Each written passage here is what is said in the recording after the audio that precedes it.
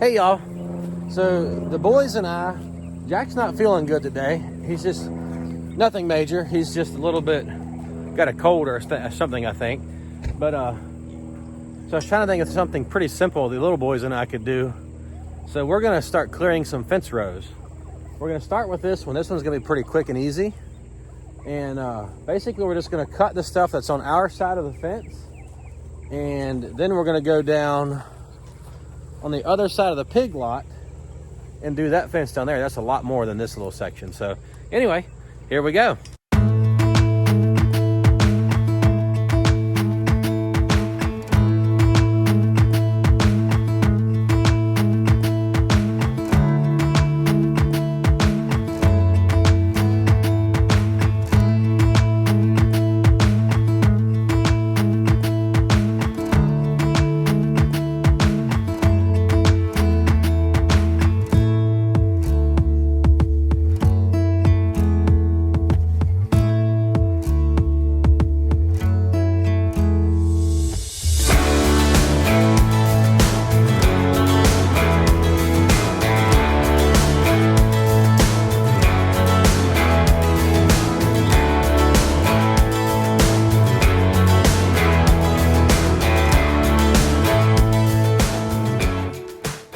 All right, y'all, that takes care of cutting all that off. We'll come back once it's on a cooler day and finish pulling it all up to the top. But in the meantime, as you can see, the goats are enjoying it, so we're just gonna let them eat the leaves off of it. It's free goat feed. So we have recently, like as of yesterday, swapped minerals. We are, it's something that we've known about, we've used in the past when we first got cows, and I had kind of since forgotten about it because it wasn't available when we lived in Florida, and or not available at a price we could afford, and we kind of forgotten about it. But I was reminded about it while we were at the Homesteaders of America conference this past weekend. Joel Sallin was talking about the kelp, the Thorvin kelp mineral. So I bought a bag of it, put it out yesterday for the beef cows. They came, I haven't even checked it yet to see how much they've eaten, but I saved some back, maybe 5 to 10 pounds or so for the dairy cows and the goats. So we have this, which is my homemade mineral feeder. Josiah's helping me. And we're gonna put these Thorvin minerals out for the dairy cows and the goats and see how they do with it. But I'm pretty sure it's gonna be a whole lot better even than the minerals we were using. So it's a natural mineral. It's not a synthetic mineral. So Joel Salatin says you can even use this stuff as a fertilizer for your grass and stuff. So should be really good. What the cows don't use, Joel said that what they don't need, it'll just pass through them and come onto the pastures, and it'll just remineralize the soil. So then the cows can get it out of the grass then. So it's a pretty cool product.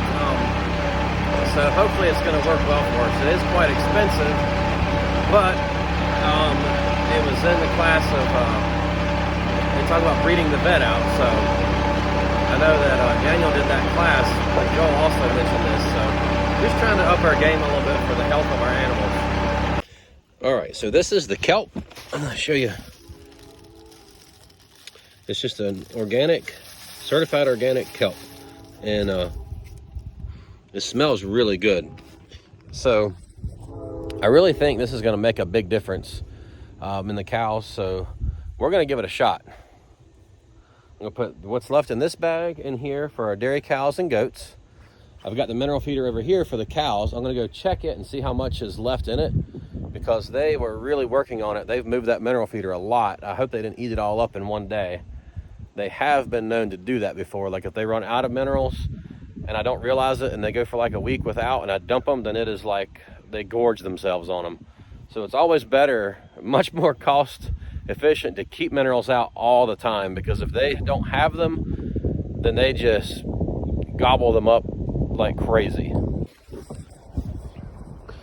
I would say the new minerals are a success. They are chowing down like crazy. All 3 of them down here. scarfing down. Cookie and Clary both have their heads in it at the same time.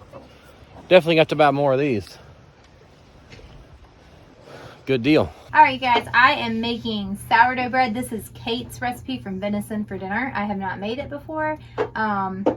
And it's, yeah, I need a mixer to make it really. It's a lot of kneading, but I have a mixer on the way. So anyway, this I'm going to make into 2 loaves of bread and a whole bunch of rolls. It's a sticky dough, and I don't want to add any more flour, so I'm going to oil my surface. It's probably good for this table. A little conditioning. And then I'm going to oil my hands. Alright, and I've already, there's a milk bucket under there. I've already punched the dough down. I'm going to roughly split it in half. It's a lot of dough. I quadrupled the recipe. So yeah, this is a lot of dough. And then I'm going to split this in half. Roughly half. I proofed it in the oven. I let it sit in there and rise, and I came in and it was like overflowing and touching the bottom of the oven.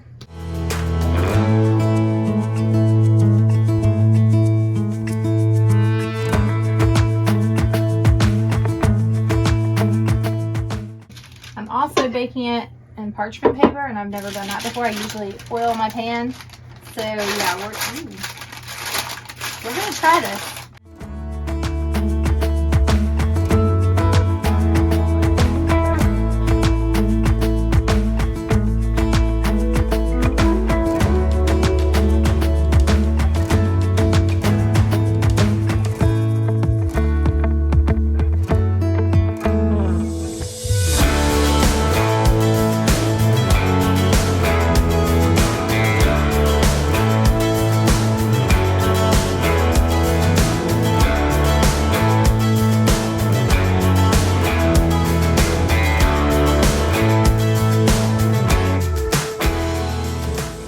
So yeah, this rolling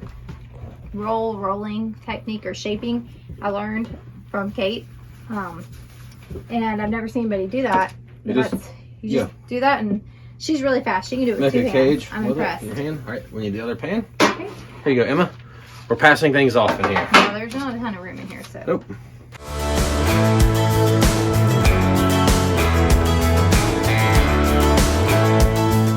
This is the first time we've done these rolls, so we're kind of specific recipe. It's an experiment. I've been doing a lot of sourdough. I've been doing my recipe that's on my blog, and it's really good. Great sandwich bread. Then I just experimented yesterday with another. Did I do rolls? No, it was yesterday. You didn't make rolls yesterday. Or was it the day before? Yeah. Oh yeah, the day before. Yesterday I experimented and made some baguettes with to go with dinner. They were really good. This is like a true sourdough. It's a long fermented sourdough. You make your leaven or your pre-ferment, or I call it the sponge, the night before, and you let it sit overnight. And then you mix up the dough in the morning, and then you let it rise, and then you let it for like 3 hours, and you punch it down, you let it rise again. It's like sourdough takes a long time, but it's worth it. So you have to plan ahead like 2 or 3 days in advance when you're gonna make stuff like this, which is hard for me because I'm not much of a planner, but I did it. Yes, you did. And these should be Make delicious. a little adjustment here and here. Make that over. Redo this one. Yeah, Move it. Okay. All right, these will sit and rise for a while. It could take up to 3 hours to rise, so just till they're at least 1.5, if not twice their size. Same thing for the bread, but this stuff is rising really fast, so I don't think it's going to take. Then we're gonna score the bread. Yeah, I need to score the bread, or you can. You need a sharp knife, or your bread knife will work. Whoa. So with the bread, we just kind of score it. You can split the middle, or try one up the middle and 3 slashes maybe, I don't know. Okay, let's see if this will do it. Do you want to go? Well, I don't have a lot of room to cut. That's kind of sketchy. Yeah, there you go, that'll be good. Well, It gives experimental. It gives it room to expand.